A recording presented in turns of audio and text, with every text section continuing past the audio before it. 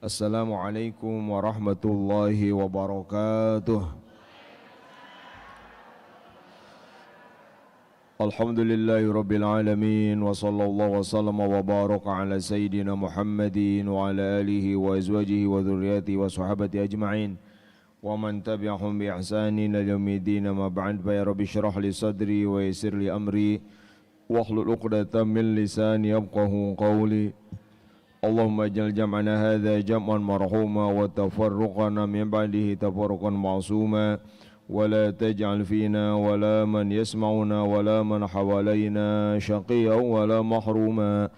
Allahumma aftah masami'a qulubina bijahil Mustafa Muhammadin sallallahu alaihi wasallam. Allahumma kama wafaqtana lil ilmi wat ta'limi fawafiqna Allahumma lil fahmi wal amali bi rahmatika ya arhamar rahimin. لقد جاءكم رسول من أنفسكم عزيز عليم ما عنتم حريص عليكم بالمؤمنين رؤوف رحيم فإن تولوا فقل حسبي الله لا إله إلا هو عليه توكلت وهو رب العرش العظيم اللهم إني أعوذ بك أن أضل أو أضل أو أزل العظيم أو أظلم أو أجهل علي أو أغضب علي ثم إلى حضرة النبي المصطفى محمد صلى الله عليه وسلم وإلى إخوانه من الأنبياء المرسلين وأزواجه أمهات المؤمنين وذريته وآل بيته وصحبه أجمعين وجميع الأولياء والصالحين والعلماء العاملين والمصنفين وصنف كتاب الإمام الغزالي وإمام جعفر الحسن البرزنجي ولمشايخنا ومعلمينا وآبائنا وأمهاتنا بأن الله يرحمهم ويعلي درجاتهم من الجنة ويعيد علينا من بركاتهم وأسرارهم وعلومهم وأنوارهم بالدين والدنيا والآخرة بسر الفاتحة. أعوذ بالله من الشيطان الرجيم. بسم الله الرحمن الرحيم. الحمد لله رب العالمين الرحمن الرحيم مالك يوم الدين إياك نعبد وإياك نستعين اهدنا الصراط المستقيم صراط الذين أنعمت عليهم غير المغضوب عليهم ولا الضالين آمين. Alhamdulillah Bapak Ibu sadayana, urang dipaparini suku Allah Subhanahu wa taala kalayan dianggo kangge ngaos thalabul ilmi tafaqqu fiddin anu merupakan kewajiban urang sadayana. Mudah-mudahan ini jantan sabab orang meraih husnul khatimah. Waktos tekaros bakal teras nyereleknya, umur orang bakal teras ngirangan, jatah orang teras berkurang, nganduka bekalna apakah bertambah tetap atau sebaliknya. Wabil khusus dina kajian ayeuna masih lanjut bab tawakal, namun orang mengkaji praktek tawakal dina sejarah hijrah Rasulullah sallallahu alaihi wasallam. Ia berkaitan sareng ayeuna urang masih dina suasana tahun baru Islam Hijriah. Ayeuna nembe keping sabaraha? 2. Ya sim kuring sate acana ngawilujengkeun heula kasadayana selamat tahun baru 1444 Hijriah ya. Wilujeng tahun enggal 1444 Hijriah ieu tahun urang sadayana, mudah-mudahan tahun ayeuna urang sadayana Bapak Ibu sadayana langkung saya sagala rupina.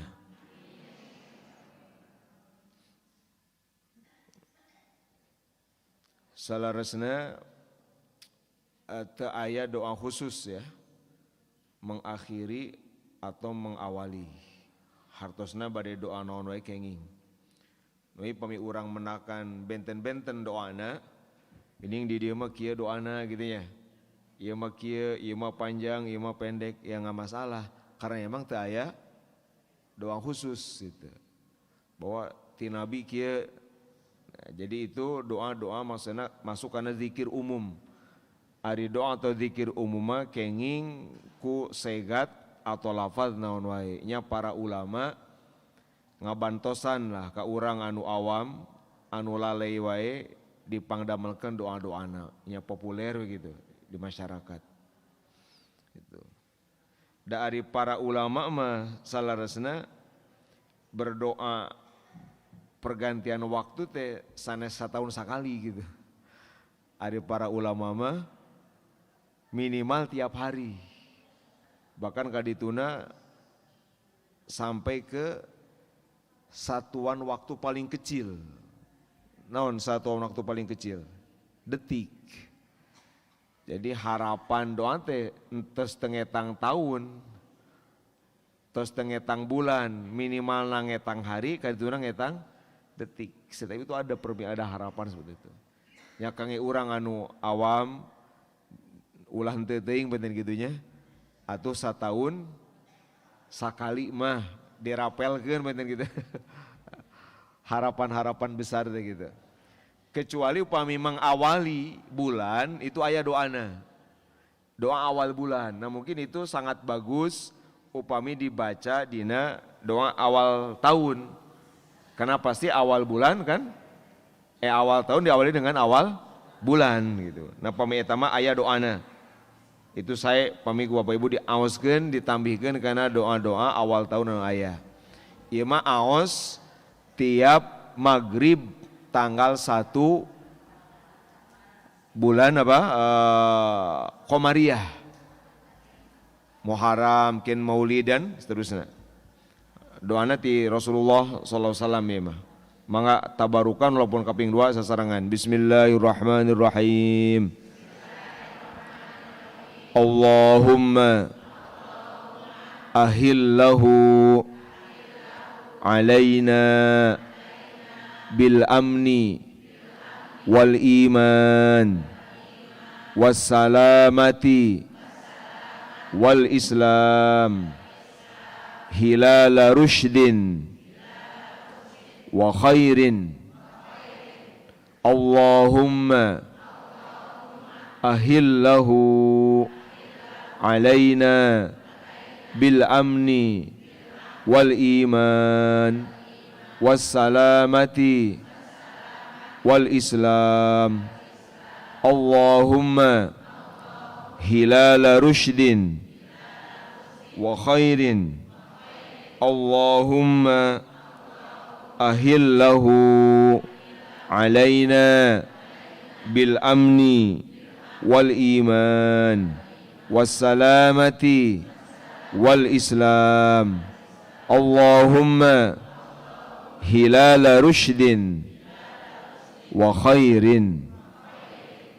Nah itu doa ti Rasulullah SAW upami awal bulan. Saya isina ya Allah jadikanlah awal bulan ini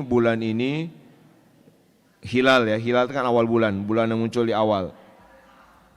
Hilala rushdin ahillahu bil amni wal iman. Jadikanlah bulan ini bulan yang membawa keamanan dan tambahan iman kami, membawa keselamatan dan menambah keislaman kami. Ya Allah jadikanlah bulan ini bulan petunjuk dan bulan kebaikan. Jadi mengawali bulan dengan optimisme, dengan harapan-harapan besar, selamat, aman, iman bertambah, Islam bertambah itu kan? Kan nggak ada kebaikan, nggak ada nikmat lebih besar daripada aman, jenis. Aman, selamat itu kenikmatan yang luar biasa besar. Bapak Ibu sadayana, tadi ayeuna orang ngabahas tawakal, tapi orang bahas tina kumaha sejarah hijrah Rasulullah sallallahu alaihi wasallam.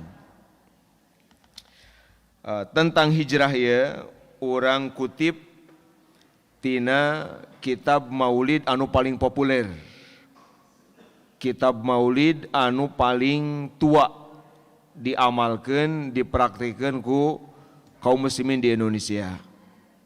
Eta Maulid Barzanji. Orang tos jadi istilah kan? Orang berjanji gitu kan? Orang maca Barzanji.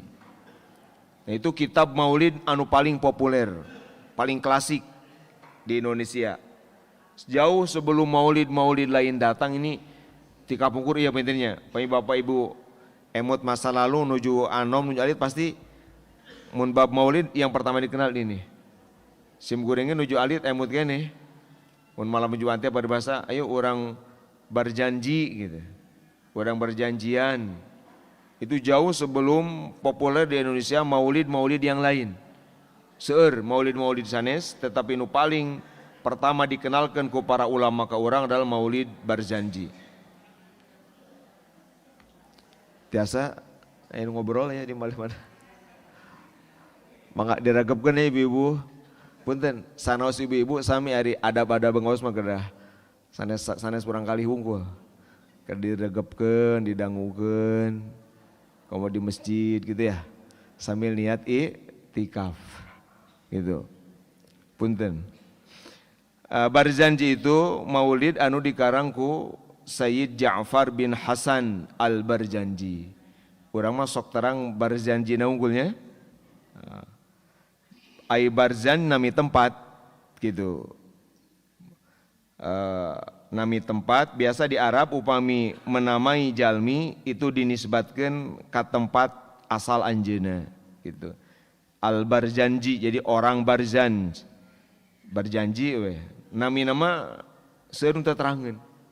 Ta ieu ciri keikhlasan para ulama jadi kitabnya lebih populer daripada orangnya gitu.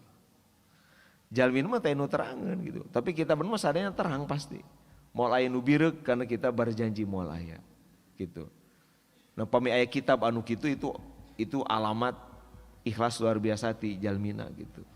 Jalmina mah enggak dikenal tapi kitabnya melampaui orangnya gitu. Seperti Burdah, banyak orang enggak tahu siapa pengarangnya. Atau mun kitab Safinah. Itu banyak orang nggak tahu bahkan kadang-kadang salah menyebut pengarangna gitu. Banyak orang menyebut Safinah karangan Syekh Nawawi Al-Bantani, teu nyambung sanes gitu. Jadi nggak banyak yang tahu. Tapi kitab Safinah semua pesantren pasti mengkaji itu, fikih dasar. Nah ya Barzanji itu pengarangnya adalah Sayyid Ja'far bin Hasan. Pami disebat As-Sayyid berarti keturunan Rasulullah sallallahu alaihi wasallam. Masih di keturunan Sayyidina Ali, di Sayyidina Husain. Jadi Al-Husaini itu. Anjeuna Sayyid Ja'far bin Hasan itu mufti Madinah. Jadi mufti di Madinah untuk madhab Syafi'i. Kan zaman kapungkur di Mekah Madinah teh aya mufti tiap madhab. Madhab Hanafi, Maliki, Syafi'i, Hanbali itu aya. Jadi pami aya jalmi gaduh masalah itu ditaruh sela mazhab apa gitu. Ente penganut, Anda penganut mazhab apa? Misalkan sumi ka mazhab ka seorang ulama Maliki, maka teradiwalar tuh. Kalau mau nanya ke tentang mazhab Syafi'i, silakan datang misalkan di zaman ini Sayyid Ja'far bin Hasan. Beliau muftinya gitu. Jadi praktek perbedaan pendapat zaman dulu tuh udah sangat rapih gitu. Tiap orang itu masing-masing bahkan seperti di Mekah itu ya, pami orang ninggal foto-foto Ka'bah zaman kapungkur, sok aya sapotos kubah alit kan? Itu tempat para mufti. Jadi orang tawaf dengan berbagai cara 4 mazhab enggak ada masalah. Bahkan kalau ada masalah diarahkan pada mazhabnya gitu. Aya semua di Ka'bah itu teh aya nuas pas ya biasa normal-normal aja gitu.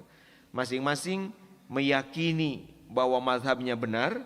Tetapi juga masing-masing menghormati bahwa mazhab orang lain pun di hadapan Allah mungkin saja benar. Untuk urusan di dunia saya yakin mazhab Syafi'i yang benar. Ini akan saya ikuti. Tapi nanti di akhirat wallahu a'lam mungkin aja orang lain. Tapi saya yakin ini. Jadi semua begitu. Sehingga henteu saling menyalahkan gitu. Tapi meyakini apa yang dilakukan untuk diri dengan ilmu itu betul-betul meyakini ngikutin ulama yang untuk diri sendiri. Tapi ketika melihat orang lain berhusnuzan bahwa yang dilakukan orang lain pun itu ada dalilnya, ada dasarnya gitu, ada ulama yang menetapkannya sehingga terjadi sedemikian rupa. Jadi pemijaman ayeuna sok tibalik gitu ya, makin maju zaman malah orang makin enggak siap berbeda gitu, makin nggak sabar melihat perbedaan yang ada pada orang lain. Nah, dina kitab beliau Barzanji gitu. Nami aslina kitab Barzanji mah gitu. Al-Kaukabul Anwar ala Aqdil Jauhar gitu. Tapi orang disebutnya Barzanji begitu ya. Tadi namina gitu. Nah, dina Al-Barzanji anu tiap apa tuh isi kitab-kitab Maulid? Namina Maulid. Yang disebut kitab Maulid adalah satu kitab yang menguraikan kehidupan Rasulullah dari lahir sampai wafat. Pamidina sastra ama semacam novel. Jadi satu karya yang menceritakan perjalanan hidup dari hidup sampai mati, itu namanya kan novel di bahasa Indonesia. Gitu, ayat cerpen, ayat novel ini utuh hidupnya kapan sampai meninggal. Nah, kitab yang bercerita itu namanya Maulid. Disebutnya Maulid. Zamanna Mawalid. Nah, Maulid di antara kitab Maulid adalah Maulid yang dikarang oleh Said Ja'far bin Hasan ini, Al-Barzanji. Dari mulai Rasulullah lahir terus sampai Rasulullah wafat. Nah, dina Al-Barzanji itu tiap paragraf itu dipenggal dengan kalimat Attirillahumma qabrahul karim, terus bi'arbin syadiyin wa taslim min salatin wa taslim. Nah, itu kalimat itu jadi pemenggal paragraf. Jadi beres satu pembahasan atiril lagi. Jadi sehingga ayat istilah sabar atiril gitu kan. Saatiril aja gitu paribasa. Saatiril itu berarti satu paragraf. Atirillahumma qabrahul karim bi'arfin syadiyyin min salati wa taslim. Allahumma salli wa sallim wa barik alaihi. Baca mulai abtadiul imla gitu kan. Nah, abtadi mah pembuka, tacane atiril. Atiril dari mulai beres abtadi baru atirillahumma langsung dari mulai nama Nabi. Jadi atiril pertama tentang nami Rasulullah sareng nasab Rasulullah. Faqulu wa sayyiduna sarasna itu paragraf pertama. Atiril pertama mengenalkan siapa Rasulullah, siapa keturunannya, siapa leluhurnya dan seterusnya gitu. Untuk meyakini kesucian nasab Rasulullah sallallahu alaihi wasallam. Atiril kedua itu tentang kandungan Rasulullah. Kumaha Rasulullah dikandung ku ibunda beliau Sayyidah Aminah ya, Az-Zuhriyah. Itu atiril kedua. Atiril ketiga itu tentang beliau yatim ketika di dalam kandungan. 2 bulan kan? Walamma tamma min hamlihi syahrani ala masyhuril aqwalil marwiyah. Ketika 2 bulan tufiya abuhu bil Madinah, maka rama beliau Sayyid Abdullah itu wafat di Madinah. Jadi ramakna wafat di Madinah, Rasul ke hijrah ke Madinah. Nah, itu atiril ketiga tentang keyatiman Rasulullah ketika masih di kandungan ibunya. Atiril keempat tentang kelahiran Rasulullah. Wa baraza sallallahu alaihi wasallam wadi'an yadayhi 'alal ardi rafi'an ra'sahu ila sama'il 'aliyah. Rasul lahir seperti apa itu diceritakan atiril keempat. Atiril kelima itu tentang keajaiban-keajaiban peristiwa luar biasa yang terjadi ketika Rasul lahir, yang jadi isyarat kehebatan Rasulullah. Api Majusi ribuan tahun teparem, hari itu dadak sakala padam seketika. Berhala-berhala anu disembah di Kisra, anu megah luar biasa, berpuluhan tahun teroboh. Ketika Rasul lahir tiba-tiba raruntuh sadayana. Gitu aya danau anu teu saat-saat tiba-tiba saat. Banyak kejadian-kejadiannya itu jadi isyarat tentang apa yang akan terjadi kemudian setelah Rasulullah SAW lahir. Itu kelima ya. Keenam, atiril keenam itu tentang masa kecil Rasulullah. Tentang masa penyusuan ya. Anu Rasulullah itu tetap yang menyusui pertama ibunya hanya beberapa hari. Gitu, tradisi di Mekah itu apalagi ini keluarga Sayyidah Aminah itu, maka ayat tradisi menyusukan anak kepada perempuan lain gitu. Maka Rasulullah SAW disusui Halimah As-Sa'diyah. Anu beliau dari Bani Sa'ad di pedalaman. Anu di antara kelebihan Bani Sa'ad adalah kabilah Arab anu paling fasih bahasana. Paling fasih bahasana di antara kabilah itu Bani Sa'ad, terkenal. Paling saya lah pengirang tata bahasana gitu. Nah itu di Atiril ke-6. Kuma Rasulullah, terus peristiwanya apa yang terjadi ketika masa kecil itu digambarkan di situ. Termasuk yang pertama Rasul dibedah tuh di situ ketika waktu kecil. Anu dina kisahna kan kawit nama aralimun anak Rasulullah teh. Da mempertimbangkan ini anak yatim, kalau saya susui siapa yang mau bayar? Aralimun. Sebaliknya ka Halimah As-Sa'diyah aralimun disusuanku Halimah As-Sa'diyah, karena Halimah As-Sa'diyah itu paling kurus di antara perempuan pedalaman yang datang ke kota Makkah itu paling kurus. Maka rumah yang didatangi Halimah nggak mau, disusuin perempuan kayak gini, gimana anak saya nanti? Giginya segala macam. Maka Halimah As-Sa'diyah malu kalau dia pulang nggak bawa anak. Nah awalnya dia udah nemu ini, yang lain nggak mau bawa Rasulullah menuju bayi karena yatim, takut nggak ada yang biayain.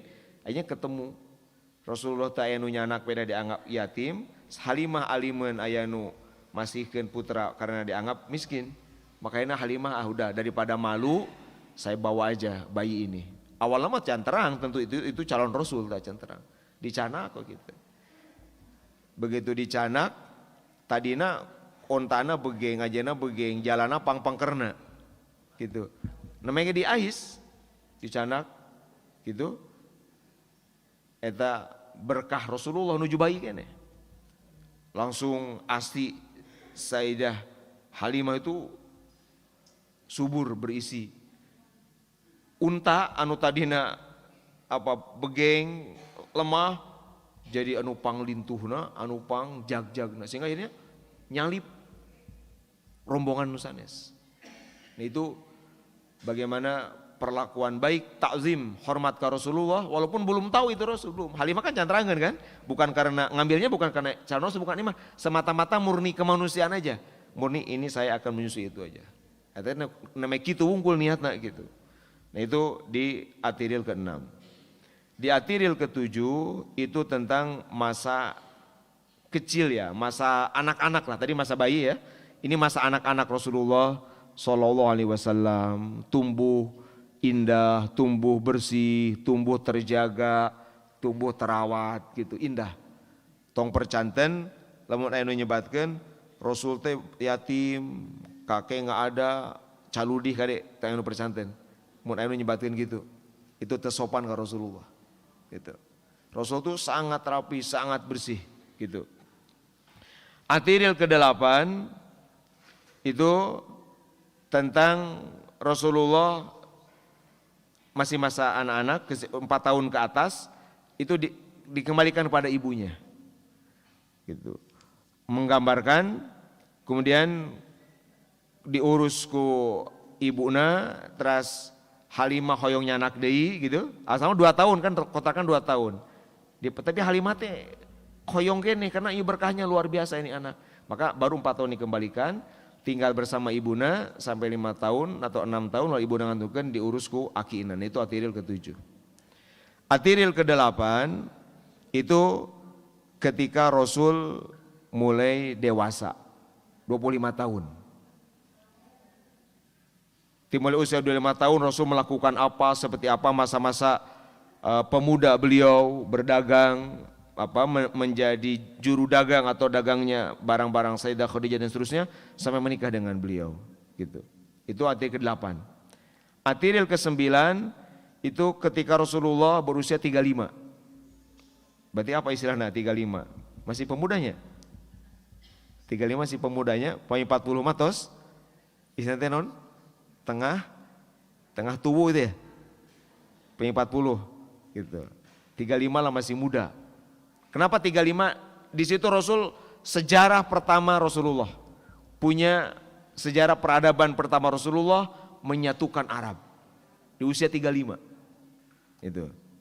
Pami pun Bapak ngabangun Muhajirin usia 37. Muhajirin dibangun ketika beliau usia 37. Rasulullah menyatukan Arab di usia 35. Itu yang peristiwa Hajar Aswad. Ya, untuk menyimpan Hajar Aswad. Ide kepemimpinan ya leadership Rasul itu muncul di situ. Menyatukan, bingung semua orang bingung, parebut siapa hoyong-hoyong. Sebab kedudukan paling tinggi di Quraisy adalah urusan Ka'bah. Siapapun kabilah yang ngurus Ka'bah itu paling terhormat, dan ternyata yang ngurus Ka'bah itu turun-temurun adalah Quraisy. Rasulullah. Jadi itu bangsawana, kehebatana, kemuliaan Quraisy di antara orang itu seperti itu kan, bertugas ngurusin Ka'bah. Nah Rasulullah dengan ide cemerlangnya kan pakai kain, lalu semua kabilah pegang. Akhirnya semua merasa punya jasa, bersatu. Nah, itu Atiril ke-9. Atiril ke-10 itulah awal kenabian, usia 40 tahun. Ya. Diceritakan gimana usia 40 tahun Rasul diangkat jadi Muhammad SAW diangkat jadi Rasul, mendapatkan wahyu pertama di Gua Hira gitu, dan seterusnya. Di wahyu-wahyu awal yang Rasul terima. Itu Atiril ke-10. Atiril ke-11 itu bercerita tentang respon Mekah terhadap dakwah Rasul. Menyebutkan siapa orang yang pertama beriman. Wa awwalu man amana bihi minar rijali Abu Bakrin sahibil ghari wasiddiqiyah. Disebutkan itu. Orang-orang pertama. Siapa saja as-sabiqunal awwalun. Dari sepuh siapa, dari anak muda siapa, dan seterusnya. Atiril ke-11. Ya, berapa? 12. Tentang Isra Mi'raj. Jadi pami orang sebetulnya mau kaji sirah, itu berjanji cukup. Nanti lamun aya jalmi ngalarang-larang berjanjinya tengartosan eusina gitu. Itu murni kebodohan lah. Bukan benci mungkin bodoh gitunya. Nah naonan mulu dan tengah apalin eusina gitu. Wawi saya nama dikaji gitu. Pami dikaji mah ini teh setiap baca teh sama dengan memvisualkan Rasulullah. Tiap baca berjanji teh sama dengan menghadirkan Rasul gitu. Masa amal seperti itu nggak boleh? Masa amal seperti itu bid'ah? Masa amal yang menyebut-nyebut perjalanan hidup Rasul dari awal sampai itu bid'ah? Nggak mungkin gitu. Kalaupun bid'ah dalam arti baru, maka bid'ahnya bid'ah hasanah. Karena sesuai dengan dalil-dalil umum tentang kecintaan pada Rasulullah SAW. Nah yang ke-12 tentang Isra Mi'raj. Gitu, Isra seperti apa dengan ruh dan jasad beliau.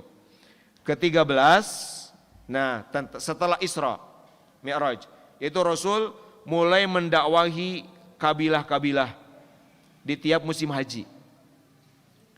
Kan kawit nama Rasul teh toswe nu diaudan teh orang Mekah.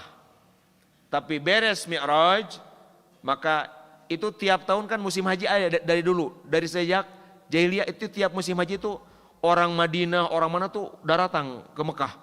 Tiap musim haji itu dari berbagai Arab. Ada yang tujuan dagang, ada yang tujuan nyembah berhala, macam-macam. Jadi rame tika pungkur musim haji teh. Tika pungkur kene di zaman jahiliyah rame. Nah, sepulang dari Mi'raj, Rasulullah itu setiap ayah kabilah dari luar Mekah itu didakwahi. Nah, ini cikal bakal hijrah. Maka ada Bai'ah Aqabah ula, ada Bai'ah Aqabah tsaniyah 1 dan 2. Rasul pertama di Bai'ah Aqabah pertama mendakwahi orang-orang Madinah. Nah, Bapak Ibu sadayana, tipikal Mekah sareng Madinah benten, ari Mekah mah itu mereka murni orang-orang paganisme, musyrikin, penyembah berhala yang bertuhan banyak. Mereka nggak punya kitab suci. Tegaduh kitab suci mereka mah. Jadi hikmah Rasul dilahirkan di Mekah itu dakwah untuk menggambarkan bahwa Islam itu bisa merubah orang yang tadinya sama sekali tidak punya agama, tidak kenal Tuhan, bisa beriman. Jadi kalau orang Mekah beriman ke Rasulullah itu bukan karena udah ada informasi sebelumnya, bukan. Bukan karena udah ada kabar dari kitab suci, bukan. Murni karena ajaran Rasul itu kehartos ku akal, gitu aja. Jadi kenapa tadi dilungsurkan misalkan konon tadi urang gitunya, tadi Jawa Barat gitu, tadi Sunda. Satu, karena Arab ini tidak punya agama, musyrik, dia penyembah berhala. Dua, wataknya nih ghaliz, keras, wataknya kasar. Arab ini beda pendapat dikit perang gitu Arab. Lamun aya satu kabilah jadi urusannya tawuran itu udah biasa begitu. Jadi setiap kawannya tinggi sampai pada urusan yang begitu gitu. Nanti ini nyambung dengan strategi dakwah hijrah Rasulullah.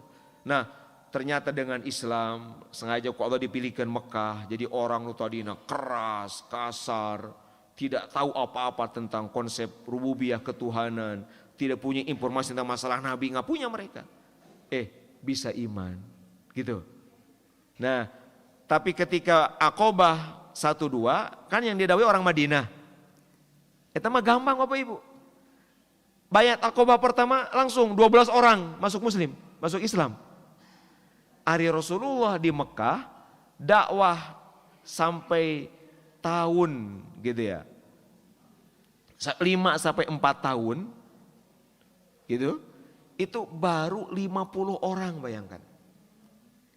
Dakwah selama 4-5 tahun di Mekah mung 50 orang anu masuk Islam. Ke-51 Sayyidina Umar. Coba, apa itu gambaran apa itu? Gambaran beratna dakwah. Nya tuh nu didakwahi jelema-jelema gitu. Tapi terpilih, maka ketika ada yang beriman walaupun 50 ini betul-betul iman ini karena pilihan benar-benar dari hati gitu, terpilih. Bukan asal-asal ikut karena Rasul murni ngajarkan tauhid akhirat.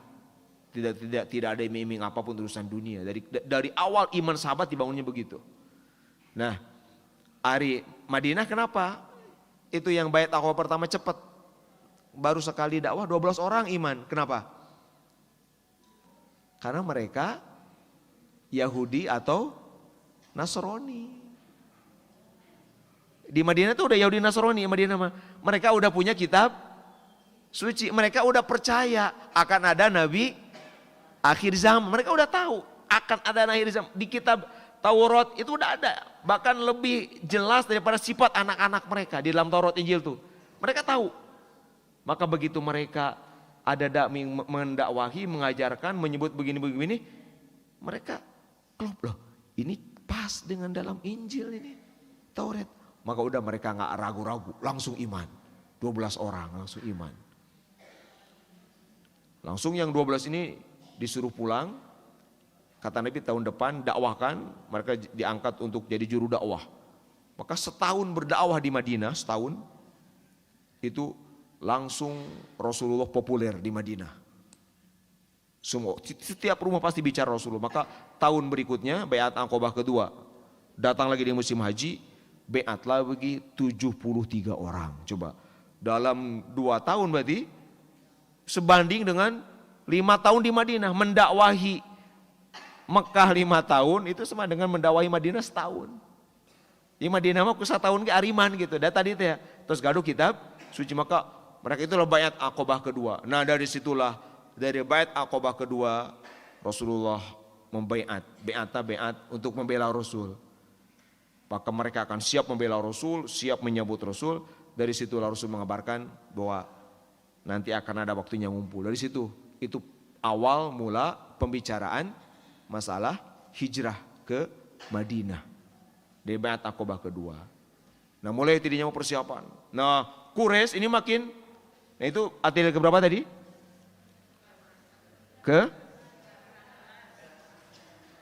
Nah, yang berikutnya baru. Nah setelah yang berikutnya ini artikel ketiga ya, 18. Tentang hijrah. Wa udhina sallallahu alaihi wasallam fil hijrati. Faraqabahul musyrikuna liyuriduhu bizamihim hiyadal maniyah. Nah setelah beres Aqobah kedua, nah baru ini atiril berikutnya, atiril ketiga dari akhir itu tentang hijrah Rasulullah.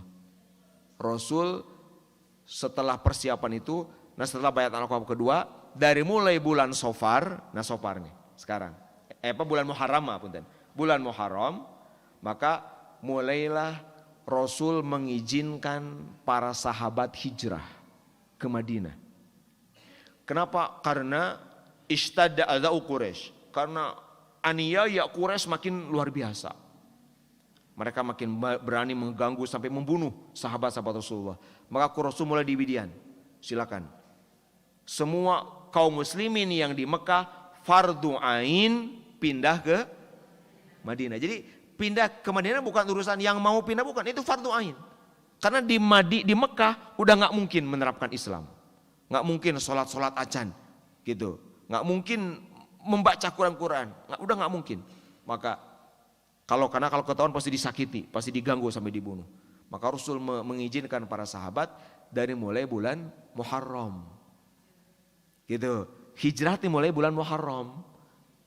Rasul sendiri hijrahnya bulan Mulud, Rabiul Awal, Rasul mah. Tapi para sahabat itu udah mulai diizinkan hijrah dari bulan Muharram. Itulah kenapa bulan Muharram jadi bulan pertama Hijriyah. Jadi ada kaitannya. Bisa betul. Kenapa bukan, kan hijrah bulan Maulid? Ya, Nabi yang hijrah bulan Maulid, tapi start hijrah itu dari bulan Muharram. Maka bulan Muharram menjadi bulan pertama Hijriyah. Itu hubungannya. Jadi sangat berkaitan erat. Nah, bergelombang para sahabat hijrah, tapi hijrahnya dalam keadaan mencekam. Kenapa? Karena orang Quraisy setelah tahu Rasulullah SAW mengizinkan itu, mereka spionase, mengintip, mewaspadai, nangkep, menghalang-halangi mereka yang mau ke Madinah.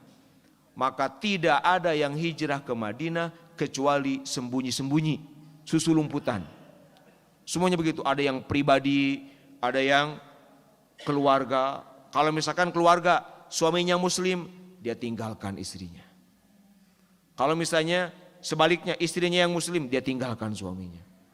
Anaknya yang muslim, dia tinggalkan keluarga. Jadi hijrah ini betul-betul perjalanan berat. Bukan dari segi jaraknya saja, tetapi dari segi motivasi dan dorongan itu berat. Betul-betul hijrah ini mengajarkan pilihan, pemilihan pengajian orang di bab Sumber Hal Baik tentang milih dunia atau milih akhirat. Milih tinggal di kampung halaman bersama keluarga dengan segala kenyamanan karena semua aset ada di situ, atau tinggal ke tempat baru. Namanya tempat baru, nggak punya apa-apa di sana. Namanya hijrah dalam keadaan berat, pasti yang dibawa pun seayana. Dasarnya perjalanan nyaman, bukan perjalanan pindah yang leluasa bawa barang. Maka sakacanaknya udah kena enggak-engalan bisi katewak manten ku Quraisy. Berarti bawa barang seayana, sakacanakna gitu kan. Berarti sakacanakna ku onta atau ku kuda gitu sakacanakna. Berarti sangat sedikit. Harus ke tempat baru, tapi mereka tetap melakukan itu. Kalau secara duniawi, wah nyaman di Mekah. Serumah di situ, aset dagang di situ, keluarga di situ. Ngapain hijrah? Tapi lihat bagaimana hubbul akhirah, bagaimana zuhud, ya, cinta karena akhirat itu mendorong mereka hijrah. Maka mereka hijrah walaupun berat. Nah, terus bergelombang. Kata Sayyidina Ali, semua penduduk Mekah itu hijrah sembunyi-sembunyi kecuali Sayyidina Umar. Sayyidina Umar mah justru ngahajakeun sebelum hijrah tawaf dulu di Ka'bah. Salat 2 rakaat di depan Maqam Ibrahim. Sayyidina Umar mah terus sambil bawa pedang, bawa busur panah. Langsung Sayyidina Umar di halaman Ka'bah teriak, siapa yang mau istrinya jadi janda atau anaknya jadi yatim, duel, aku tunggu di lembah itu. Wah, itu hebatnya Sayyidina Umar. Ditantang justru. Mun anu rek ngahalangan, siapa yang mau menghalangi saya, ayo duel. Kalau siap jadi janda istrinya, berarti mati maksudnya kan. Siap istrinya menjanda atau siap anaknya jadi yatim, ayo duel sama saya di sana. Gitu. Ditantang gitu. Terus halaman rumah petinggi-petinggi Quraisy didatangan. Abu Jahal semua didatangi. Bahwa beliau langsung bilang, saya mau hijrah. Teu aya nu wantunan. Nah, itulah memang setelah Sayyidina Umar masuk Islam, itu Islam berkembang kuat. Karena memang Rasulullah berdoa, Allahumma aizil Islam bi Umarain. Umar bin Khattab, Umar bin Hisham. Aya 2 Umar anu hebat di Quraisy. 1 Umar bin Khattab, 2 Umar bin Hisham alias Abu Jahal. Jadi Rasul sempat berdoa, ya Allah, dua nana sangat memusuhi. Dua nana. Tak itu Rasul mengadoakan musuh teh. Ya Allah, perkuat Islam ini oleh salah satu Umar ini, yaitu Sayyidina Umar atau Abu Jahal. Gitu ngadoa Rasul. Ternyata yang masuk Islam, ya udah betul. Setelah Sayyidina Umar sendiri nggak tahu, Rasul berdoa begitu nggak tahu. Jadi masuk Islamnya bukan karena doa, taunya itu dari adiknya Zaid. Itu. Setelah itu terus Sayyidina Umar kaget, betul Rasul berdoa begitu katanya. Kata seluruh para ulama, lamun anu masuk Islam Abu Jahal pasti sebaliknya. Abu Jahal itu pasti akan jadi penguat Islam. Maka setelah Sayyidina Umar itu hebat, karena Sayyidina Umar anu dakwah terang-terangan, Islam jadi makin kuat. Itu yang cepat. Setelah Sayyidina Umar Islam itu perkembangan Islam cepat. Dari 51 dan seterusnya. Tak urang ge ieu pelajaran upami di kampung urang, di warga urang, aya jalmi anu ngahalang-halang agama gitu nya. Naon we kitu ngadoana teh gitu. Gusti ieu agama dia teh sing di ieu jalmi teh gitu. Sing jadi penguat kana agama gitu. Mun manehna sadar kesadaran jadi penguat gitu. Atau orang mau ngadoakeun batur gitu we. Sawe anu benci gitu, ngewa ka abdi, ka keluarga, ka pasanten. Gentos Gusti benci teh ku mahabbah khidmah. Ubah gitu. Ku kecintaan, ku serah bongkokan ngarah ikut merjuangkan agama gitu. Nah, itu Rasulullah mendoakan orang preman gitu ya. Preman Quraisy, preman Mekah, gegedugna gitu, Abu Jahal semua itu doakeun teh gitu. Allahumma a'izzil Islam bi Umarin, bahdi Umarin. Nah, Sayyidina Umar terus akhirnya semua hijrah, semua udah berangkat kecuali anu mungkin dihalangi keluarganya. Mustad'afin nggak bisa berangkat karena apakah diikat atau segala macam. Itu. Dan 3 yang belum hijrah. Rasulullah, Abu Bakar, Sayyidina Ali. Abu Bakar itu udah minta izin. Abu Bakar itu minta izin ke Rasulullah SAW. Ya Rasul, saya izin mau hijrah. Apa kata Rasul? Allah lisrik. Tenang dulu Abu Bakar. Aku pun berharap akan hijrah ke sana dan aku berharap engkau menemaniku. Sayyidina Abu Bakar terterang bahwa akan dipilih Rasul jadi sahib, jadi teman. Oh, begitu tahu begitu, ya Rasulullah, betulkah seperti itu? Maka aku akan menunda perjalanan, aku akan berangkat bersama. Maka timulai Rasul berkata begitu, Abu Bakar mulai menyiapkan kendaraan. Nah, kata Rasul, kamu jangan dulu berangkat, nanti bareng sama aku. Nah, adapun Sayyidina Ali, nah itu maka begitu semua udah pada berangkat, tinggal itu saja. Rasulullah, Abu Bakar, Ali. Abu Bakar sayang kepala putrana, Abdullah, Asma. Kalau Aisyah masih kecil, itu maka langsung Quraisy, wah ini jangan sampai sahabatnya udah berangkat. Nah ini jangan sampai Muhammad juga berangkat. Jangan sampai. Maka mereka mengadakan musyawarah di Bani Nadwa, musyawarah. Musyawarah mereka bersepakat. Udah, sekarang rencana kita bunuh Muhammad. Jangan sampai keluar dari Mekah, harus mati. Nah, mereka bersepakat. Nah tadi nyambung sekarang tadi kebiasaan tradisi Arab. Nah ini gimana membunuhnya? Sedangkan ini kan Bani Hashim. Kalau Bani Hashim paling mulia. Kalau nanti ketahuan yang membunuh si Fulan, perang nanti. Pasti dilawan oleh Bani Hashim. Orang-orang hebat di sana. Maka mereka bersepakat. Ini usulnya Abu Jahal. Udah, yang membunuhnya adalah pemuda-pemuda paling mahir main pedang. Di tiap kabilah, kirim 1 orang di tiap kabilah. Pedang yang paling tajam dan orang yang paling mahir main pedang. Nanti cara membunuhnya, begitu Muhammad SAW keluar dari rumah, langsung semua. Bidorbatin wahidah, seperti satu pukulan, brok bareng. Sehingga nanti kalau Bani Hashim melihat itu, dia akan bingung.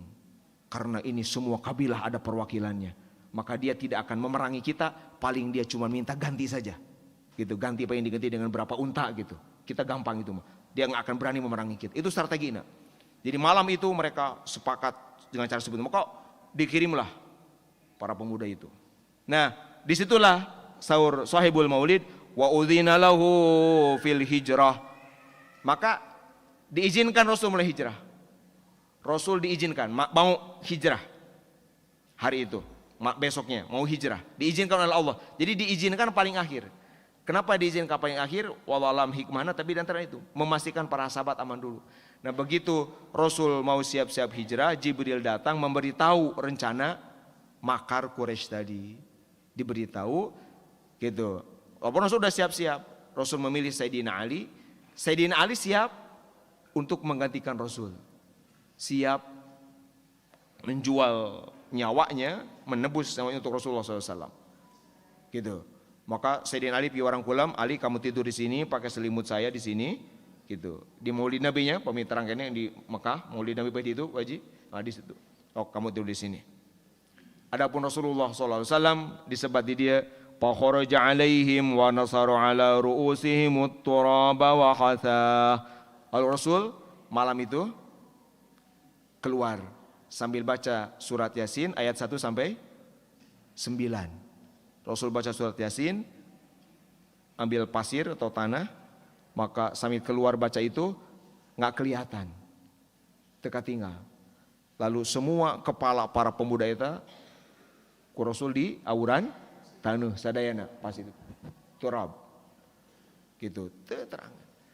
Kenapa Rasul henteu non keluar itu? Kenapa Rasul melakukan itu dulu? Wallahu a'lam. Tapi di antara hikmahnya mungkin ini kode isyarat. Ini alamat kehancuran mereka, alamat kehinaan mereka seperti tanah gitu yang hina. Dan memang di riwayat mereka yang malam itu ku Rasul kepalanya ditabur di tanah itu semuanya mati sebagai kafir. Semuanya yang malam itu di itu. Nah Rasul keluar gitu. Mereka masih menunggu. Karena pikiran mereka biasa aja di Mekah itu paling fajar subuh lah, waktu subuh keluar. Terus nunggu. Adapun Rasulullah itu dari situ langsung ke gua Jabal Sur, ya ke gua Sur atau gua Saur. Kesan dulu lalu balik lagi ke rumah Sayyidina Abu Bakar. Nah, di situ mereka tidur kan, ketiduran dari daguan tacan ayahnya begitu subuh, ada yang ngebangunin mereka. Ini kalian nunggu apa gitu? Muhammad udah nggak ada. Begitu dilihat, enggak masih ada, itu masih tidur gitu. Padahal Sayyidina Ali. Ya udah, begitu bangkit Ali yang keluar, mereka nggak bunuh Sayyidina Ali karena mereka nggak punya kepentingan. Mereka hanya benci pada Rasulullah. Ente dibunuh bisa kok, iya Ali karena nggak ada urusan. Karena tadi kalau Ali dibunuh, urusannya nanti akan panjang di masalah kabilah-kabilah di Arab. Nah, Sayyidina Ali, istri Ali. Kalau Rasulullah dengan Abu Bakar itu langsung berangkat hijrah. Nah kalau kenapa? Karena Sayyidina Ali itu ditugasi Rasulullah SAW untuk mengembalikan barang-barang titipan di rumah Rasulullah. Bapak Ibu, orang-orang Mekah walaupun mereka kafir, benci Rasul, tapi kalau urusan nyimpen barang titipan, tidak ada yang mereka percaya kecuali Rasulullah. Al-Amin teh eta Al-Amin teh, orang yang amanah. Orang kafir, orang Mekah, misalkan mau berangkat jauh atau apa, atau ada aset besar gitu. Ya gimana, mau mah bank lah gitu ya, semacam gitu ya, disimpan di mana, dititip di mana, itu di rumah Rasulullah. Mereka datang kepada Rasulullah walaupun mereka nggak iman, nitip karena cuma Rasulullah yang dipercaya. Itu Al-Amin. Nah, ketika Rasul akan hijrah itu masih banyak barang titipan. Rasul pesan kepada Ali, Ali, kamu diam di sini, kamu jangan dulu berangkat, kamu kembalikan dulu ini. Kembalikan titipan-titipan ini, amanat wadiah ini titip kembalikan. Nah, maka Rasulullah langsung ketemu ke rumah Sayyidina Abu Bakar. Nah, dari rumah tadi itu hari Jumat, Yaumul Jum'ah, angkat nati bumi Rasul tadi keluar ke Gua Sur terus WD ke rumah Sayyidina Abu Bakar itu hari Jumat. Abu Bakar terus nyiapkan 2 unta. Nulis sebat kayak unta Rasul kuswa itu Abu Bakar. Tapi begitu Rasul kata Abu Bakar, Abu Bakar ini saya beli. Rasul nggak mau dikasih gratis. Karena Rasul tahu keutamaan hijrah. Rasul nggak mau hijrah memakai harta orang. Rasul ingin hijrah ini benar-benar berkorban dengan nyawa, dengan hartanya. Maka itu dibeli dari Sayyidina Abu Bakar. Gitu. Padahal Sayyidina Abu Bakar maksana masihan. Ya Rasul, angok mangga iya mobil punya Indonesia. Kendaraan silakan pakai Rasul. Rasulullah bisa man. Maka itu dibayar ku Rasulullah SAW. Maka berangkatlah Abu Bakar sama Rasulullah ke Gua Sur. Di zaman harita di Mekah ke Gua Sur itu 1 jam. Lumayan lebih. Nganggo unta gitu.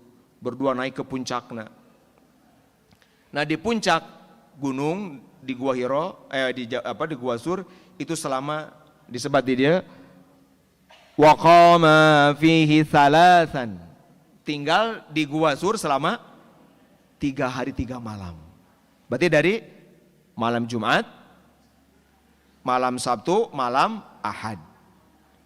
3 malam di Gua Sur. Kenapa 3 malam? Ingin memastikan dulu perjalanan aman. Nah selama 3 malam siapa yang kan pasti butuh bekal segala macam. Siapa yang melayani? Itu putra putri Sayyidina Abu Bakar. Ayah Abdullah, Nupa Megat, ayah Asma binti Abu Bakar anu istri. Itu yang tiap saat itu ngasih, walaupun Asma masih kecil lah, masih anak-anak remaja gitu. Bukan dewasa. Itu datang ke gunung gitu, ngasih makanan. Inilah keberkahan keluarga Sayyidina Abu Bakar Siddiq. Terus 3 hari Rasul pesan penunjuk jalan gitu ya. Ayat penunjuk jalannya untuk menunjuk jalan. Karena jalan yang Rasul tempuh itu bukan jalan biasa. Bukan jalan orang jalan utama bukan, tapi jalan yang itu biasa dipakai aliran hujan. Jadi jalan yang nggak biasa dipakai orang lah. Gitu. Untuk ke Madinah. Maka butuh petunjuk jalan yang tahu persis. Itu Rasul mengupah petunjuk jalan. Ayat namanya dalilul tariq.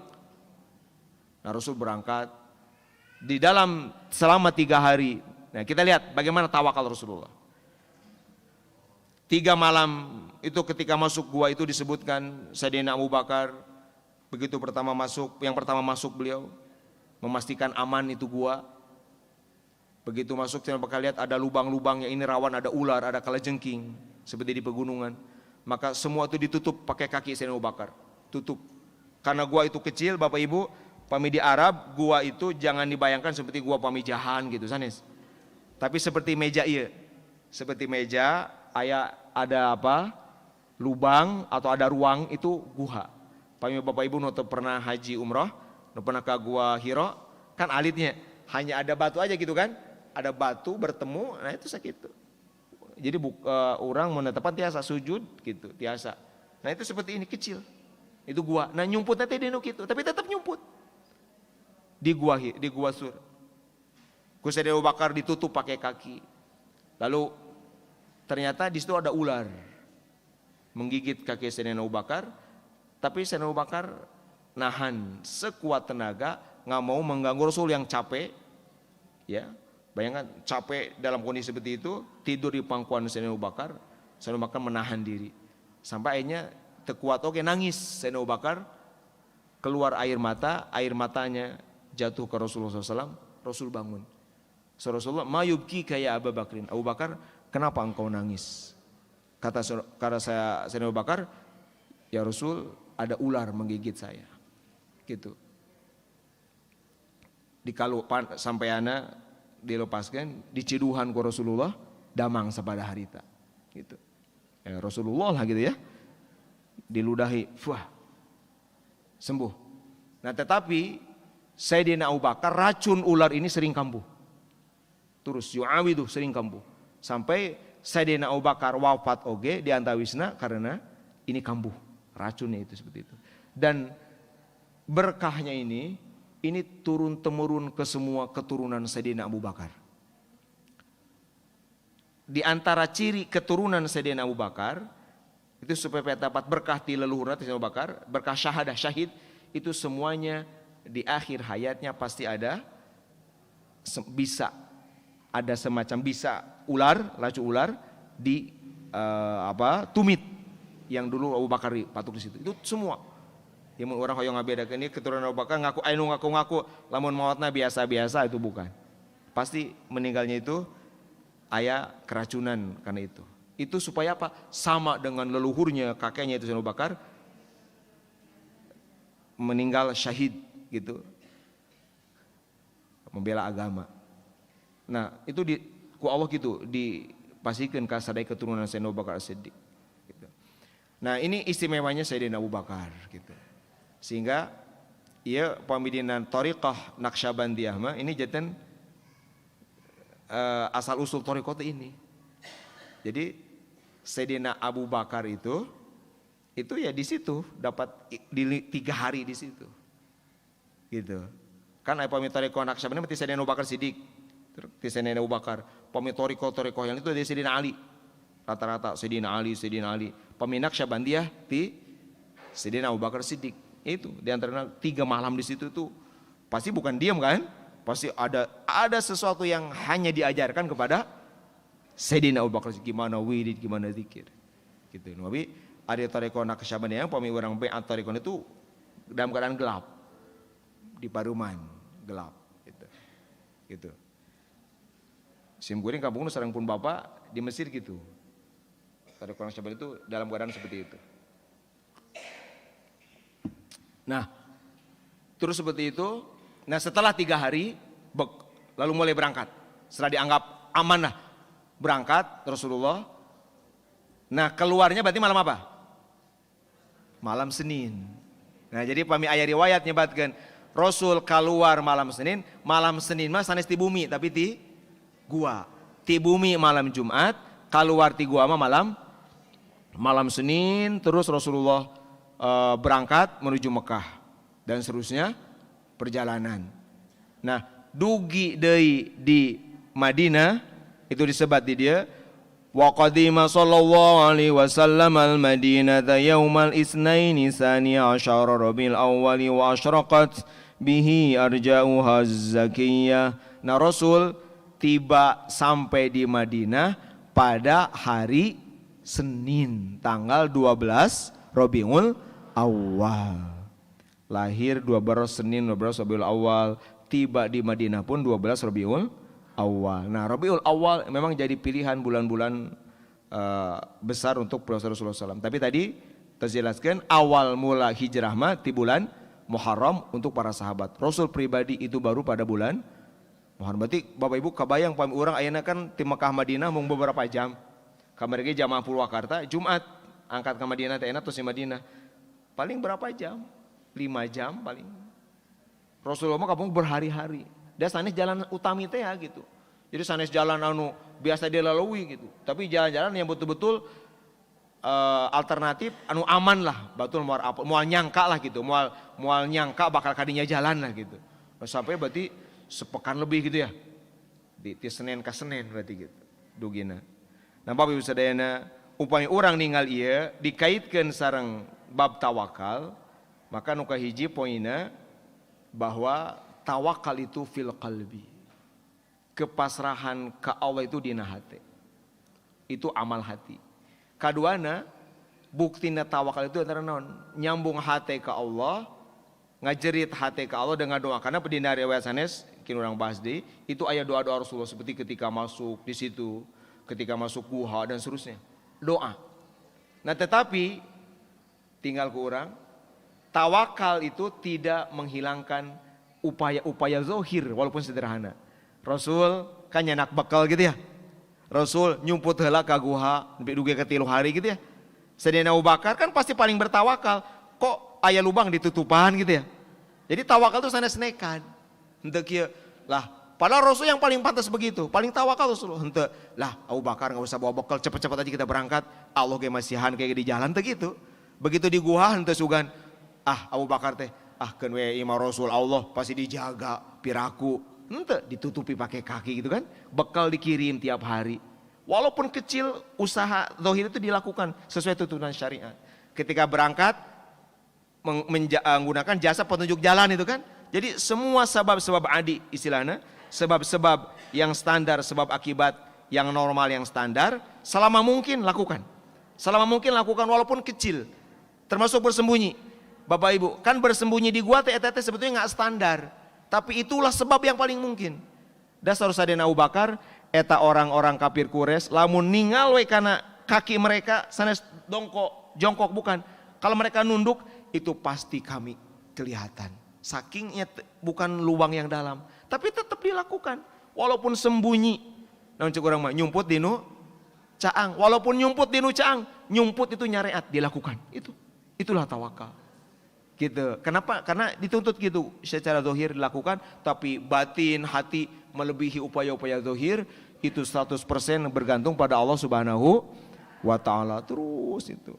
Ini Rasulullah SAW. Jadi perjalanan hijrah, pamidi samukan sareng bab urang, itu contoh terbaik bagaimana praktek tawakal dari orang-orang terhebat.